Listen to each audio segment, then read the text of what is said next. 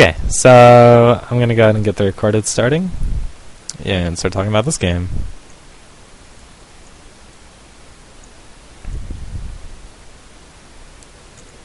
Okay, so welcome if you're just tuning into the VOD. This is a 1500 game on the EU server, I think EU Northeast, and this is eConquest playing Irelia top lane. So just to talk about team comp for a little bit, looks like we're gonna have Irelia top versus, it's probably gonna be Mordekaiser, would be my guess. Mordekaiser or Morgana, probably Mordekaiser. With the other one going middle against Karthus. And the bottom lane is going to be Tristana Janna against Soraka Sivir. I know the EU players like Sivir a lot, while the NA players don't really like them. So, as far as the junglers go, we have Lee Sin for eConquest team versus Skarner. So, the first thing that you want to notice about this team comp is eConquest team picked Karthus, and the other team counterpicked that with Soraka. So the reason why Soraka counters Karthus is anytime you see Karthus start using his ultimate, Soraka can just ult, and it cancels out Karthus' ultimate pretty much. So, like Karthus ult will scale really well with AP, and you may think that like, well, Soraka's playing support, she's not going to have much AP, so Karthus ult will outscale it. But the thing to remember about heals is that they scale with the armor and magic resist of the person that's being healed.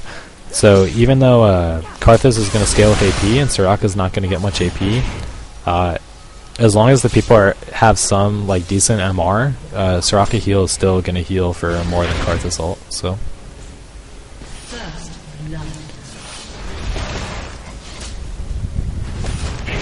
So the first thing I'm noticing, you're doing a pretty good job. Anytime you're laning against Mordekaiser, you want to try to stay out of your own minions. Like right there, Mordekaiser was able to last hit a minion, charge up his shield in a minion wave, and hit you with his E. So you guys want to be like to the side of your minion wave, so that Mordekaiser has to either harass you or charge shield, and not do both at the same time. Like right there was good positioning.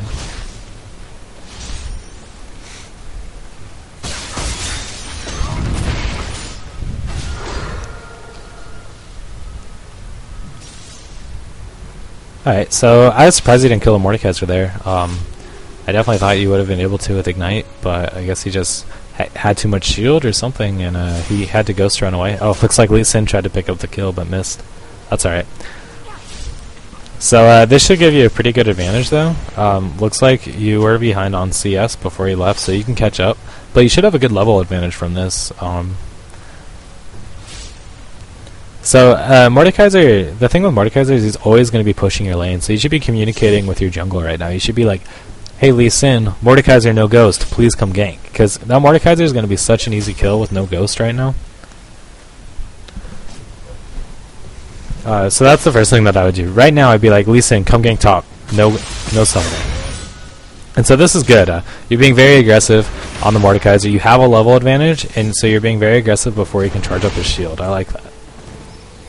But you missed a lot of last hits to do that. I think you just missed, excuse me, like 4 or 5 last hits. So that actually probably wasn't even worth it, because he's almost healed up now. And you lost like 80 gold by doing that. So always be like aware, you know, is the aggressive trade you're doing worth it for how many creeps you're going to miss?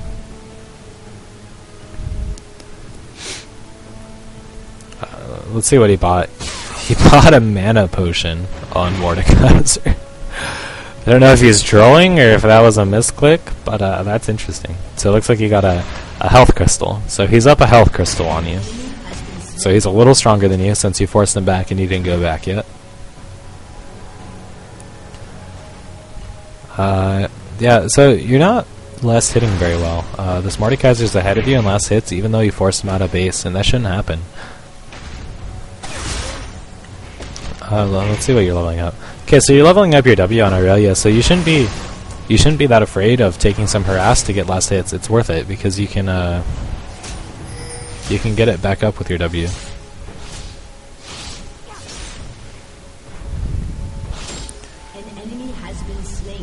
Alright, so you're doing a pretty good job of last hitting at the turret. You didn't miss a single one there, so good job. The thing is like, You needed that Lee Sin to come gank while Mordekaiser Ghost is down, and it's probably getting close to being back up. And that's something that you need to communicate with your jungler. You need to be like, hey, look, Mord's Ghost is down, you know he is going to push his lane, get up here.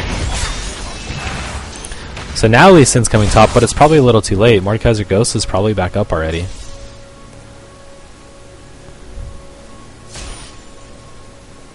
Like, Lee Sin should just camp this. Like, he should come right back right now.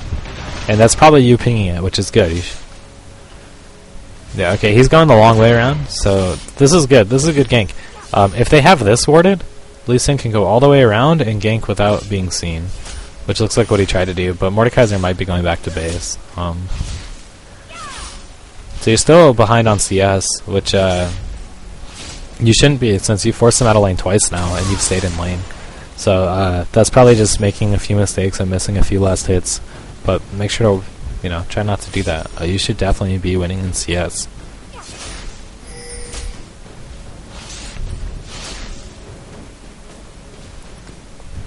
Yeah, he looks like you are rocking some pretty good tanky rune / masteries. So,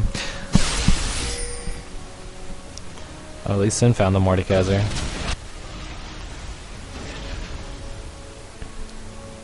So yeah, at least I was just harassing the Mordekaiser. It's good he didn't go in, because Mordekaiser with ult and ignite is pretty scary. He might be able to just like burst Lee Sin down if he goes in on this.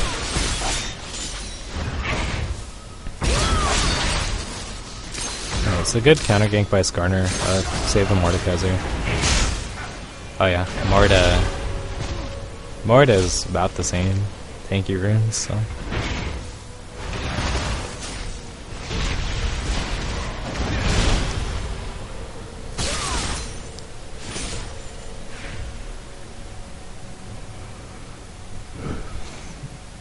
So right now, if you can get through the Mord's shield, you're going to have more sustain than he does. All he has is a regrowth pendant, and since you're leveling W, you should have really good sustain, so you shouldn't be afraid to try to trade hits and play a little aggressive on Mord. But you have to, like I said earlier, you don't want to miss CS when you do it.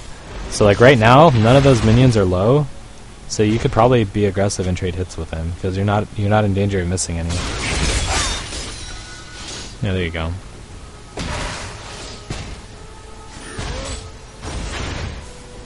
And so, uh-oh, you're in trouble.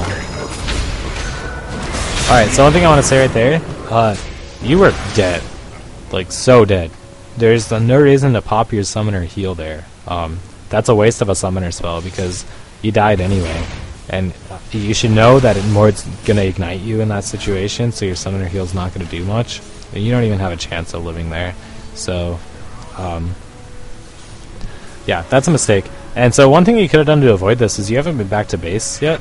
It's been 10 minutes and you hadn't been back to base, so you didn't have a ward. You forced Mord out of lane twice, and in both of those situations, your lane wasn't that pushed up. You wouldn't have missed that much CS to get back and buy a ward. So that's something to always remember in top lane. Like, if you force your opponent out of lane, it might be worth it to go back to base to buy a ward to protect you from ganks.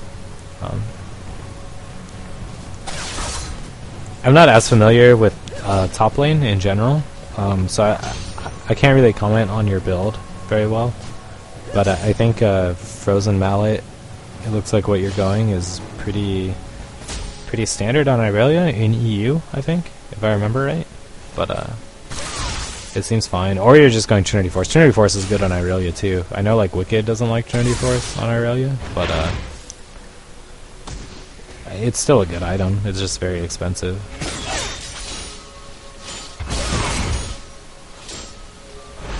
So that's good. That's a good play. When you're playing Irelia, you want to be aggressive and be really willing to trade when your W's up, like it is right now. So you should be able to get this kill easy. Good job. And one thing I did want to comment earlier, when like Mord ran into this bush earlier, right before you got ganked and you were fighting him, you missed like one auto attack of damage. I don't think you attacked moved into the brush, which if you attack move into the brush, you'll instantly attack them without like having to right click on them. Because it looked like you didn't do that, and you ended up like walking right next to the Mordekaiser, and you could have gotten an extra attack. It's just little things like that. You know, they tend to build up, and they seem small, but they do end up mattering. So that's one thing to keep in mind.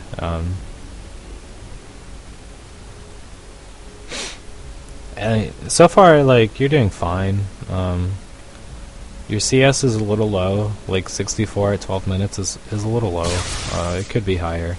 Like, you see, like, Trist is at 97, Karthus is at 92. That's good CS numbers for this point. Like, that's what you should be at. I feel like you could easily be at that. You've just missed a lot. So, in pretty much every one of these lessons I'm going to do, I'm pretty much always going to say you could CS better, because no one gets perfect CS. It's just something to work on. And I think the biggest thing that has to do with right now is your harass timing. You're harassing at times where when you harass you end up missing a lot of CS, so. Like, you could have queued to get that minion that you missed. Just little stuff like that. Except Skara, yeah. But even Skara doesn't get perfect CS in most of his games, so. Mordekaiser's rough to lane against. He's just a big bully that, like, doesn't die, but you're doing a really good job. So right there, I think that was a mistake. You got baited by that Mordekaiser. Like, whenever you're against the Mordekaiser, you always want to remember that his ult heals him. Like, it actually heals him a pretty good amount. And don't forget about that. So you kind of got baited, and what ended up happening is you ended up fighting in the middle of, like, 6 or 7 of his minions. And I think that was the difference in that fight. Like, you took, I don't know, does Death Recap work? Yeah, you took 500 minion damage. Like, that's why you lost that fight. If you weren't fighting in minions, you probably would have been able to kill him. So you always got to respect minions. This is even after they nerfed minion damage in lane. It used to be a lot worse, but yeah, you really have to respect that minion damage. That was a pretty big mistake. You got baited by the Mordekaiser ult, because remember, that's going to heal. And you fought in a lot of minions, so.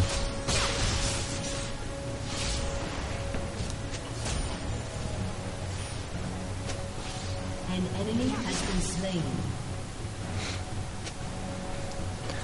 So yeah, the problem with dying to Mordekaiser like that is he took your turret, because he has your ghost, and he can push really fast, so. Like, it's bad to die to Mordekaiser in lane, because he's going to take your turret if you die to him. But that's okay. It's not horrible to lose a turret early. They get a little bit of, like, global gold, you know, like a global advantage because of it. But it's really not a big deal. You can freeze your lane down here, and then Mordekaiser's not going to be able to farm. You know Mordekaiser's going to push, so anytime he wants to farm top, he's going to end up pushing down here. He's going to be very vulnerable to ganks. I will say that, like, Lee Sin is not given top enough attention. He should be really ganking Mordekaiser a lot. Mordekaiser's an easy lane to gank. And part of that's on you. You need to communicate with your jungle, like early when I said when you burned his ghost early. You should be all talking to your jungler. You should be all excited and like, hey, come top. And just, like, be really annoying and try to get your jungler up there. So that's okay. If we look at CS here, 99, more than 1 of 5. So you've done a good job of closing that distance. 6 CS is not much. Did I pause it? I paused it on accident, my bad.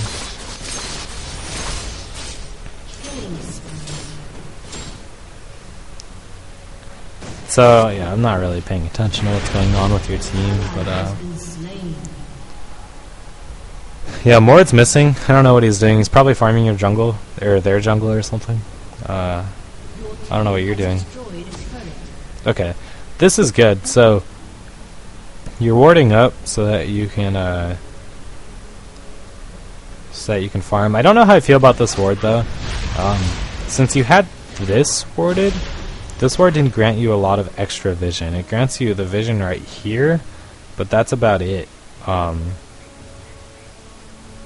If you warded right here, like this brush, they couldn't get up here without you seeing, because you have this entrance warded, and this entrance warded.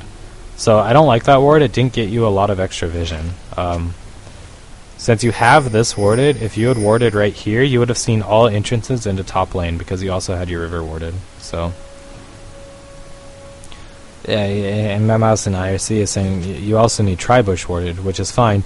But if you have this warded and right here warded, Tribush wouldn't give you any extra information because you'd see them come up through here or here. So. Ionia shall not fall. Oh man, that's no camera angles again. So okay, your ward sees Skarner and Mordekaiser, and you're doing a good job of reacting to that. Nice. I know sometimes if you get if you see people in wards, sometimes your tunnel vision on last hitting and you react too slow to avoid the gank, which makes like there's no point to have wards if you're not going to react to them. But you did a good job of reacting in time.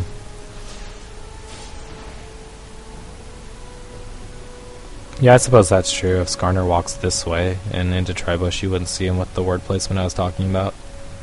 I don't think that's would be terribly common, though.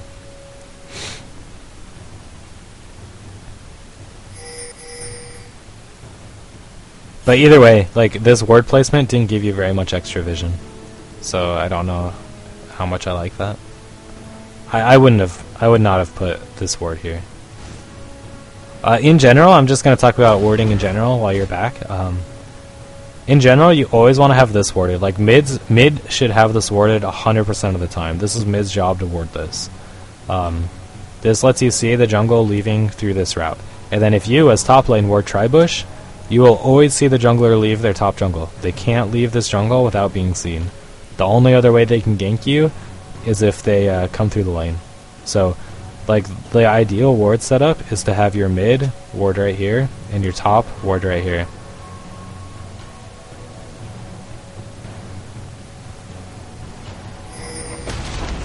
And then bottom lane, like, you want to ward dragon is the important one. But so that's the ideal setup blue side. For you top lane, your mid keeps this warded 100% of the time, you keep Tribush warded 100% of the time.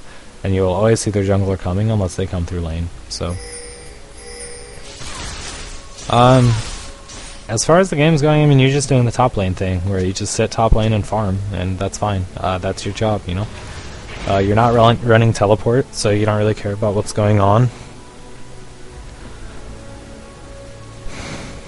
You've done a good job of keeping this warded, which is fine, but this ward isn't going to be that helpful against the Skarner. Like, Skarner is so fast, he's not really going to try to come this way to try to gank you. He's just going to come, like, in the Tribush to here, just run through the lane and grab you. So, this lane's nice because it sees Baron, which you need at this point in the game. At 20 minutes, you definitely need a Baron ward, so there's that. But you definitely want to get this Tribush warded, and your mid needs to get this warded. Like, if you're playing mid, this is your job. This is a very important ward to have on your team. It's a very important. Like, this is probably the most important, like, non-Baron Dragon ward that you can have for your team. But people don't ward it very often. I don't know why.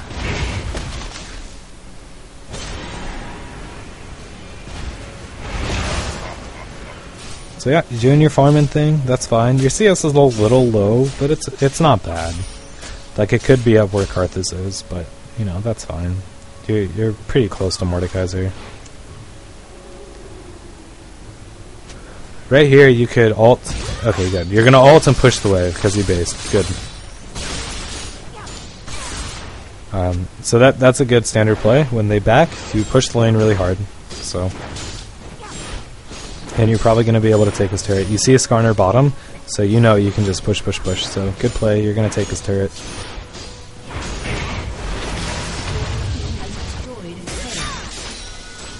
So again, you're gonna take a lot of minion damage in this fight. Looks like it doesn't matter. Oh, okay. You have your wit's end, so you're really tanky. You have a lot of magic resist. You know you can probably fight him. So that's good. It's just it was a little scary. You engaged with so many minions around you. I got a little scared for you, but you have your wit's end, so you're super tanky against him. And so that was fine. It turned out fine. In fact, you even scared him enough to blow his ghost. An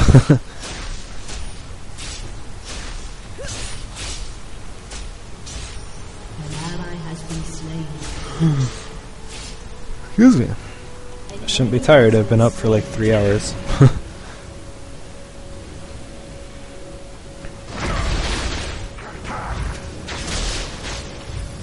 and I'll watch middle because I don't have anything else to do since you're just farming. Yeah, so this is this my viewers, can you tell me, is this the standard Wicked build for Irelia? Like Phage, Wit's End, tanky?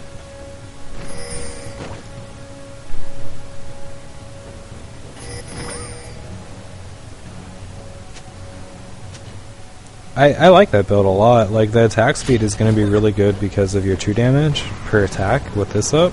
The more attack speed you have, the more true damage you're going to deal with your W. And I like that. Like, we don't see this build in NA for Irelia very often.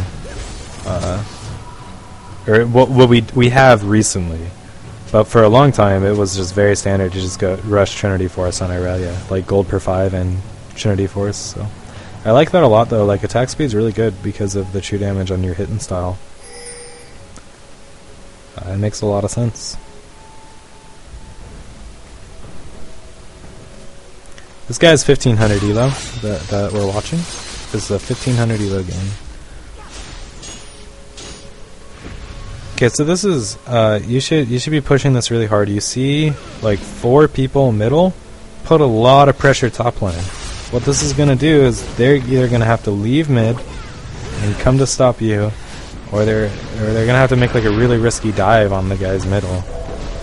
And Triss got caught. Like, Triss got caught by that binding. That was really bad. Like, there's no reason to be up there and get caught by that binding. But you forced Garner to come, which he just like wasted ult on you for no reason. No reason.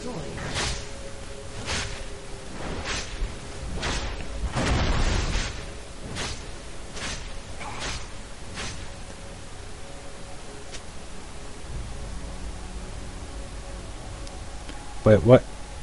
What elo am I? I'm like, I don't know, 1550 right now or something? I'm 1500 somewhere.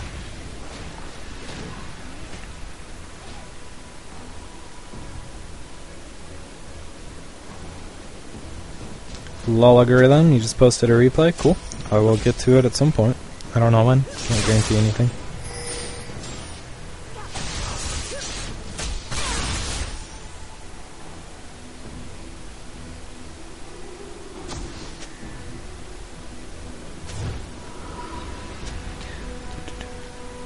Okay, so top lane is boring to commentate, because it's like, yep, you're farming. Yep, you're still farming. But that's fine. Like, you're 1 and 2, which is fine. Like, you're just doing what you need to do as top lane. You're just farming up. Rushing, like, Wit's End, Force of Nature is good, since they're going a double AP team. They have a lot of magic damage. And Skarner even does some magic damage, so... definitely a good idea to just get some good MR. You're going to be really hard to kill right now. If you blow up Sivir, if your team makes a concentrated effort to blow up Sivir, you're going to be like impossible to kill.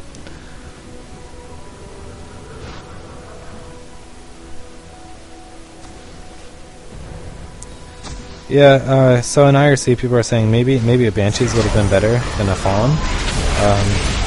Maybe. Like, the thing is like, Banshees is not good against Mordekaiser, because you can just pop it so easily. A Fawn's definitely better against Mordekaiser. So one thing to notice in this fight, like, it's good, you guys won it, but, like, Sivir is full health and ignored that whole time, which is fine. Like, you guys killed Morgana and Mordekaiser really fast, which is good.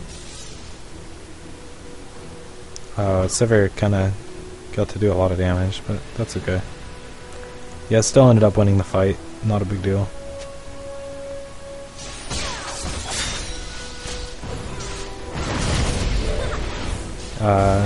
Okay, so yeah, good idea to back out of that dive. One thing you'll see a lot of like lower level players do is like they'll go in on a dive like that and they'll just tunnel vision and just totally commit to that kill. But that was a good play. I think yeah, you went in on that and then realized, okay, never mind, this is a bad idea, and got out. Yeah, I agree. Replays winning aren't as interesting. I agree. I think there's a lot to there's a lot more to be said in games that are losing. It's a lot easier to point out mistakes in games that are losing. See, I disagree. The 20 MR is a pretty big difference.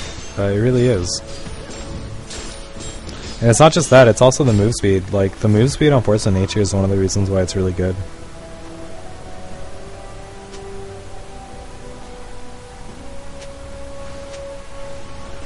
The reason why I don't like fast forwarding, and why I'm hesitant to fast forward after like 30 minutes or something, is it messes up cooldowns really bad in the LoL replay. And using cooldowns properly and manipulating cooldowns is something that I really like commentating on, and it's something that's really important. So that's the reason you won't see me fast forwarding in replays, is because it'll just totally mess up cooldowns, and I can't talk about cooldowns anymore.